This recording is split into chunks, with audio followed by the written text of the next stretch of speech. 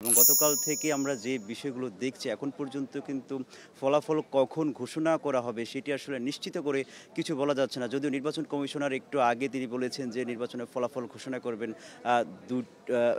দুপুর ২টা থেকে ৩টার মধ্যে। যদিও তিনি এই নির্বাচন কমিশনের পক্ষ থেকে এর আগেও কয়েকবার সময় দেওয়া হয়েছিল। যেদিন নির্বাচন সম্পূর্ণ হয়েছে অর্থাৎ ভোট গ্রহণ সম্পন্ন হয়েছে সেদিন একবার ঘোষণা দেওয়া হয়েছিল যে রাতের মধ্যেই ফলাফল ঘোষণা দিতে পারবেন। সেদিন আবার রাতের বেলায় ঘোষণা দেওয়া হয়েছিল এর পরের দিন দুপুর ২টার মধ্যে ঘোষণা দিতে পারবেন। এরপর আবার দিয়েছিল রাত ১১টার মধ্যে। অর্থাৎ এর মধ্যে কিন্তু কয়েকবার ঘোষণা তারা ইতিমধ্যে দিয়েছে যে নির্বাচনের ফলাফল তারা দিয়ে দিবেন। এখন পর্যন্ত কিন্তু দিতে পারেনি। এই যে নির্বাচনের ফলাফল বিলম্ব হচ্ছে, বিলম্ব হওয়ার কারণে কিন্তু যেসব প্রার্থী আছে, ভোটার আছে তাদের মধ্যে এক ধরনের সংশয় তৈরি হয়েছে। গতকাল তাছাড়া একজন নির্বাচন কমিশনার আপনি জানেন তিনি পদত্যাগ করেছেন। তার মূল বিষয় ছিল যে নির্বাচনের যে সমতা সকল প্রার্থী বা সকল যে সমতা থাকার দরকার সে সমতা ছিল না এবং যার কারণে তিনি মূল যে নির্বাচন কমিশনার প্রধান নির্বাচন কমিশনার তার কাছে বলেছিলেন যে নির্বাচন স্থগিত করার জন্য স্থগিত করেনি। এসব কারণে তিনি পদত্যাগ করেছেন। এরপর থেকে কিন্তু একটি ব্যাপক প্রতিক্রিয়া আমরা দেখতে পেয়েছি। বিশেষ করে যারা প্রার্থী ছিল এবং যারা স্বতন্ত্র প্রার্থী শিবির সমর্থিত প্রার্থী তারা কিন্তু বলছিল যে এই যে পদত্যাগ শেষ সময়ে সে পদত্যাগ সেটিকে আসলে তারা ভালো চোখে দেখছেন না। তারা বলছেন যে এই বিষয়টি একেবারে কাপুরুষের মতো এক পরিচয় দিয়েছেন। একেবারে নির্বাচন সম্পূর্ণ না করে ফলাফল না দিয়ে এভাবে পদত্যাগ করে এবং তারা নির্বাচনে বানচালের একটি বিষয় বা তারা সামনে এনেছেন। যদি আপনি যে প্রশ্নটি করেছেন আমি কিভাবে দেখছি, এই যে নির্বাচন ১১ তারিখ কিন্তু ছাত্রদল সমর্থিত যে প্যানেল রয়েছে তারা কিন্তু নির্বাচন বর্জন করেছে আপনি জানেন। শুধু তারা নয় আরও ৪জন প্রার্থী তারা পদত্যাগ করেছেন। তার পদত্যাগ করার মূল কারণটি হচ্ছে তারা বলছিলেন যে নির্বাচন কারচুপি হচ্ছে। তারা ওএমআর শিটের যে প্রক্রিয়া ওএমআর শিটের যে প্রক্রিয়া সেই প্রক্রিয়াটা আসলে জামাত সমর্থিত জামাতের কোনো একটা প্রতিষ্ঠান থেকে ওএমআর শিটটি আনা হয়েছে। তারপর সেই শিট দিয়ে আসলে ভোট নেওয়া হয়েছে এবং সেই মেশিন দিয়ে গণনা করা হবে।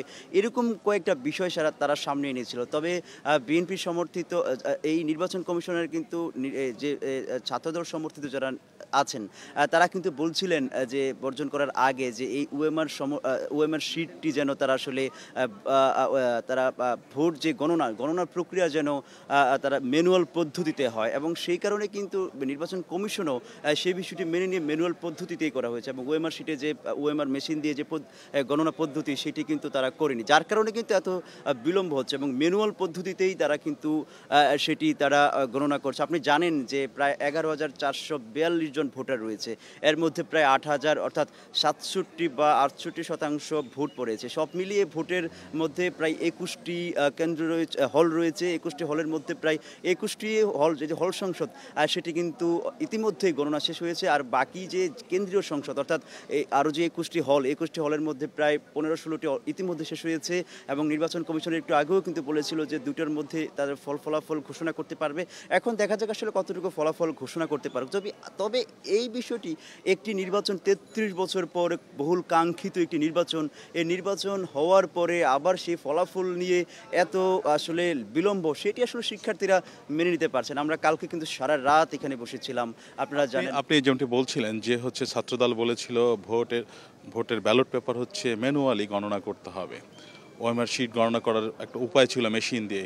সেই যে ছাত্রদলের যে দাবি, এই দাবিটি অন্য যারা অংশীজন আছে, যারা প্রার্থী ছিলেন, অন্য সকল প্যানেল এই দাবিটিকে মেনে নিয়েছে আপনি কতটুকু জানেন? দেখুন ছাত্রদল কিন্তু নির্বাচনের আগে ছাত্রদল এবং শিবির সমর্থিত যে দুটি প্যানেল রয়েছে তারা কিন্তু একটা স্টেক হোল্ডার, অনেক বড় দুটি দলের প্যানেল সমর্থিত প্রার্থী এবং এই যে যখন তারা এই নির্বাচনের কমিশনের কাছে আবেদন করেছে কিন্তু যেহেতু আবেদন করেছে নির্বাচন কমিশনের সিদ্ধান্ত দিয়েছে এবং এই বাকি তারা কিন্তু প্রথমে আসলে আমরা যতটুকু জানি মেনে নিয়েছিল বিষয়টি। এরপর কিন্তু একটু গতকালকে আমার সঙ্গে যে শিবিরের যে জিএস প্রার্থী অর্থাৎ মাঝার তিনিও আমাদের স্টার নিউজের সঙ্গে কথা বলেছেন।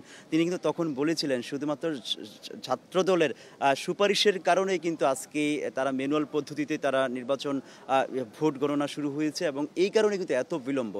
এত বিলম্ব যে হচ্ছে শুধু যে আমরা গণমাধ্যম কর্মীরাই অপেক্ষা করছি না, যারা নিজের প্রার্থীকে ভোট দিয়েছেন তাই ফলাফলের জন্য তারা সেই গত ২ দিন ধরে অপেক্ষা করছেন। শিক্ষার্থীদের মধ্যে কিন্তু এক ধরনের হতাশা তৈরি হয়েছে, ধোঁয়াশা তৈরি হয়েছে কখন আসলে ফলাফল দিবেন এবং প্রার্থীদের মধ্যেও কিন্তু হতাশা তৈরি হয়েছে। প্রার্থীরাও নানান সময় বলছিলেন যে ভোটের ফলাফল যত দ্রুত দেওয়া সম্ভব, স্বচ্ছতা নিয়ে কোনো ধরনের প্রশ্ন আসবে না।